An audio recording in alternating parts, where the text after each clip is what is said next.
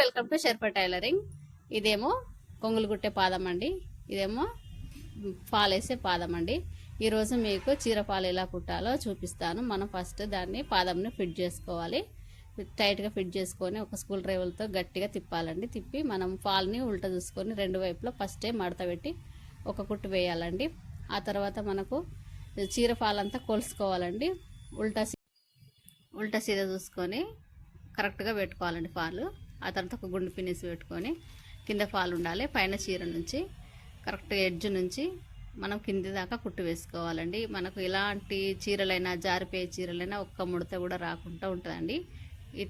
ఈ విధంగా వేస్తే మాత్రం ఒకసారి ఇలా పైనుంచి రఫ్ చేసుకుంటూ పై దాకా చూసుకుంటూ పోయి ఆడకు మళ్ళీ గుండు పిన్నిసి దాన్నే తీసి మళ్ళీ ఒకసారి పెట్టేసి అటు మూల నుంచి మళ్ళీ మొత్తం కింది దాకా నీట్గా చూసుకుంటూ రావాలండి.